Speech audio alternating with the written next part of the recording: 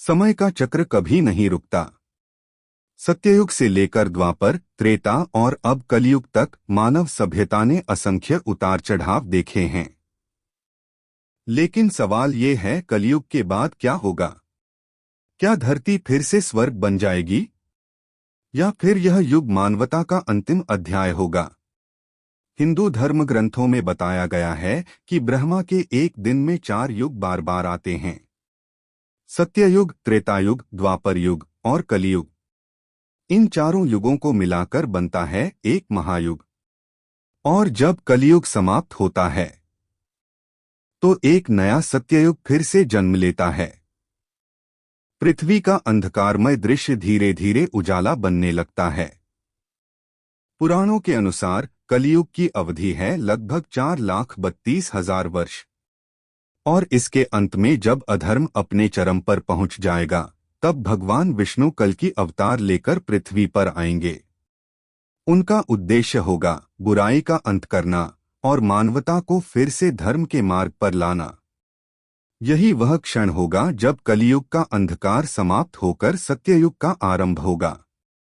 घोड़े पर सवार कल की अवतार चमकती तलवार के साथ धरती पर न्याय करते हुए। सत्ययुग में मनुष्य की आयु हजारों वर्षों की होगी। लालच, पाप और हिंसा जैसी बुराइयां समाप्त हो जाएंगी। लोग फिर से ईश्वर के निकट होंगे। प्रकृति फिर से शुद्ध, नदियां निर्मल और धरती हरियाली से भर जाएगी। शांत वातावरण, हरे भरे पेड़, खुश लोग ध्यान में बैठे हुए। नहीं, यह चक्र अनंत है। जब सत्ययुग खत्म होगा, फिर से त्रेता आएगा, फिर द्वापर, फिर कलयुग। हर बार मानवता का परीक्षण होता है। हर बार नया आरंभ नई आशा लेकर आता है। ब्रह्मांड का घूमता हुआ गोलाकार चक्र 4 युगों के प्रतीक एक एक करके दिखाई देते हैं। हम अभी कलयुग में हैं, लेकिन इसका मतलब यह नहीं कि सब कुछ अंधकार है। हर इंसान के भीतर एक सत्ययुग छिपा है, जो तब जागता है जब हम सच्चाई, करुणा और धर्म को अपनाते हैं।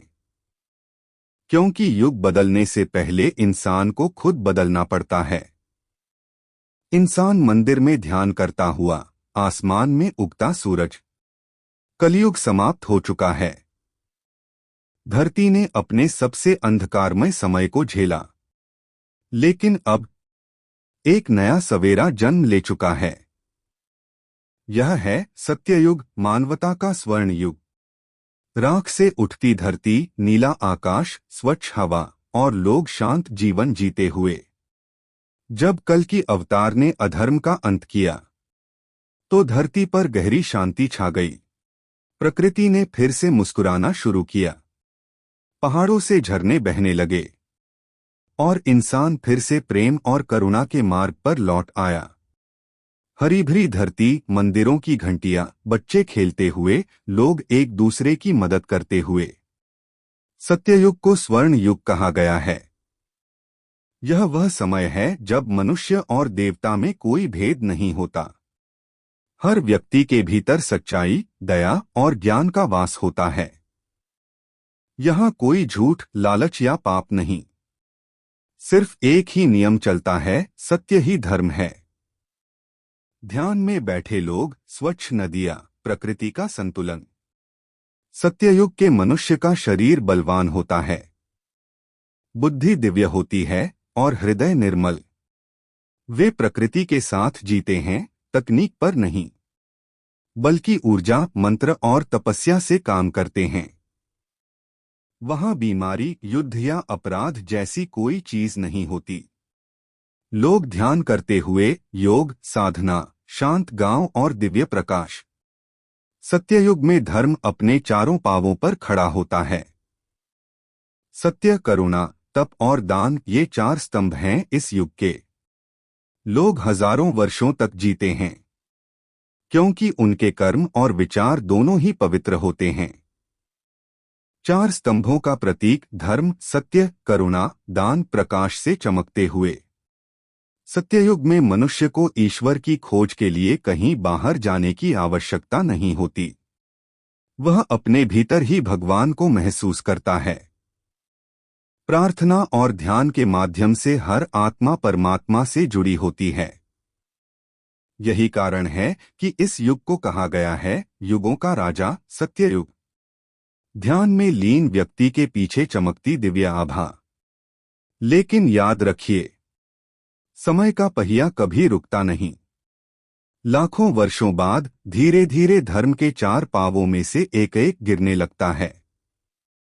और फिर आता है त्रेतायुग, जहां अच्छाई अब भी है, लेकिन बुराई धीरे धीरे प्रवेश करने लगती है। यही है सृष्टि का अनंत चक्र, जो कभी समाप्त नहीं होता। युग चक्र घूमता हुआ सत्य, त्रेता, द्वापर, कलयुग के प्रतीक एक एक कर प्रकट होते हुए। हम भले ही कलयुग में हों, पर सत्ययुग का बीज हमारे भीतर ही है। जब हम सच्चे, ईमानदार और दयालु बनते हैं, तो हम खुद अपने भीतर सत्ययुग की शुरुआत करते हैं। क्योंकि युग बदलने से पहले इंसान को खुद बदलना पड़ता है। मनुष्य ध्यान में बैठा हुआ, सूर्य उगता हुआ और चारों युगों का प्रतीक घूमता हुआ। सत्ययुग समाप्त हो चुका है। वो समय जब सत्य ही धर्म था, जब धरती पर कोई पाप नहीं था। अब अतीत बन चुका है। समय का चक्र फिर से घूम चुका है और अब आरंभ हो रहा है त्रेतायुग, जहां अच्छाई अब भी है, लेकिन मानवता में परिवर्तन की लहर शुरू हो चुकी है। धीरे धीरे चमकती धरती पर हल्का अंधकार फैलना शुरू, लोग व्यस्त, मंदिरों में दीप जलते हुए। त्रेतायुग युगों का दूसरा अध्याय। यह वह समय है जब धर्म अपने चार पांवों में से एक खो देता है। अब धर्म तीन पांवों पर टिका है: सत्य, दान और करुणा।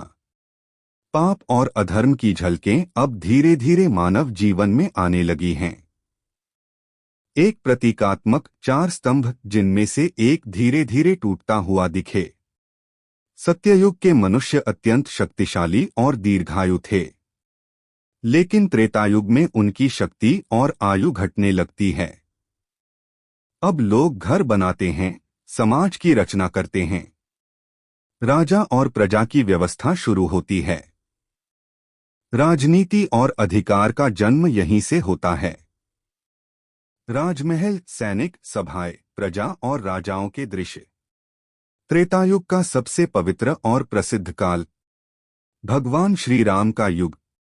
यही वह समय है जब भगवान विष्णु ने मर्यादा पुरुषोत्तम राम के रूप में जन्म लिया और धरती को राक्षसों के अत्याचार से मुक्त किया। रामायण इसी युग की सबसे दिव्य कथा है। राम, सीता, लक्ष्मण और हनुमान के शांत दृश्यों के साथ रामराज्य का दर्शन। सत्ययुग में सब एक समान थे, लेकिन त्रेतायुग में वर्ण व्यवस्था की शुरुआत होती है। लोग अपने कर्मों के अनुसार अलग अलग कार्य करने लगते हैं। धीरे धीरे लालच, अहंकार और इच्छाएं जन्म लेने लगती हैं और धर्म के तीन पांवों में भी कमजोरी आने लगती है। लोग खेती करते हुए, यज्ञ करते हुए, राजा दरबार में न्याय करते हुए। जैसे जैसे समय बीतता गया, मानवता फिर से भटकने लगी। धर्म अब दो पांवों पर टिक गया था। असत्य, लालच और युद्धों ने अपना रूप दिखाना शुरू कर दिया और फिर धीरे धीरे त्रेतायुग समाप्त हुआ और धरती ने प्रवेश किया द्वापर युग में, जहां धर्म अब सिर्फ आधा रह गया। रामराज्य का धीरे धीरे फीका होता दृश्य और फिर भगवान श्री कृष्ण के जन्म का प्रतीक उजाला। हर युग में धर्म घटता है, लेकिन अच्छाई कभी पूरी तरह समाप्त नहीं होती। त्रेतायुग हमें सिखाता है कि मर्यादा और धर्म का पालन ही सच्चे जीवन की पहचान है। क्या? एक दीपक जलता हुआ, पीछे मंत्रोच्चार की ध्वनि। तो दोस्तों, यह था त्रेतायुग का रहस्य, जहां भगवान राम ने धरती पर धर्म की नींव रखी। लेकिन यात्रा यहीं खत्म नहीं होती, क्योंकि अगला अध्याय और भी अद्भुत है।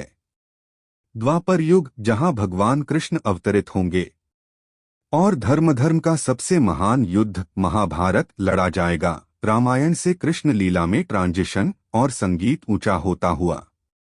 त्रेतायुग की शुरुआत, भगवान राम का युग। सत्ययुग के बाद कैसा था त्रेतायुग? त्रेतायुग का रहस्य, जब धरती पर हुआ मर्यादा पुरुषोत्तम राम का जन्म।